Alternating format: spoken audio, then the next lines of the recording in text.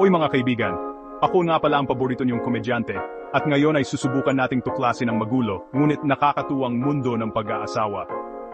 Alam kong ang kasal ay parang pagpirma sa isang kontrata kung saan kailangan mong alalahaning huwag pisilin ang toothpaste sa gitna, pero hanapin natin ang nakakatawa sa habang buhay na pagsasama, di ba? So kasal, ang dakilang pag-iisa, ang pinakamatinding partnership, ang dahilan kung bakit tumigil na ang tiya mo sa pagtatanong kung kailan ka mag-aasawa. Pero kapag nasa loob ka na, ma-realize mo na hindi ito romantic comedy, kundi mas sitcom kung saan ikaw at ang partner mo ay naghahalinhinan sa pagiging goofy na karakter.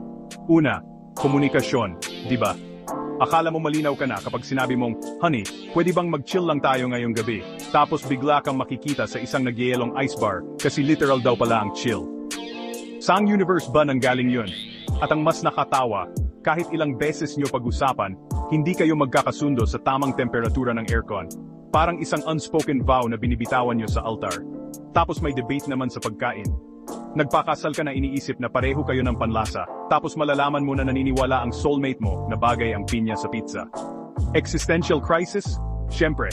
Pero tingnan mo ang magandang side, mas maraming pepperoni para sa iyo, di ba? Huwag nating kalimutan ang saya ng pagbili ng mga gamit sa bahay ng magkasama. Gusto mo ng moderno, gusto niya ng rustic. Magiging parang Pinterest board na nag-glitch ang bahay niyo. Pero hey, compromise nga naman, o tawagin na lang nating the art of both of you being slightly unhappy but together. At naalala mo ba ang mga holidays? Nung single ka pa, isang pamilya lang ang iniisip mo. Ngayon, parang nagpa-plan ka ng UN Summit para malaman kung kaninong bahay kayo pupunta tuwing Thanksgiving, Pasko, at lahat ng birthday sa gitna. Pero sa huli, ano ba ang kasal kung hindi isang perpektong halo ng pagmamahal, kaguluhan, at mga hindi inaasahan? Ito yung paghahanap ng nakakatawa sa sunog na tinapay at mga hindi nahugusang plato. Ito yung pagtatawanan ng magkasama ang mga kakaiba at nakakainis na bagay. Kasi aminin na natin, kung hindi ka tatawa, baka umiyak ka na lang. Kaya, kung nag-enjoy ka sa mga tawa at halakak tungkol sa rollercoaster ride na tawag ay pag-aasawa, huwag kalimutang i-follow ang Certeza Humor page sa Facebook. At para sa mas maraming tawa, i-subscribe ang JRL Kigiti GF channel sa YouTube. Panatilihing buhay ang good vibes, at sabay-sabay tayong tatawa, hindi iyak, sa magulo ngunit masayang paglalakbay na ito na tinatawag na kasal.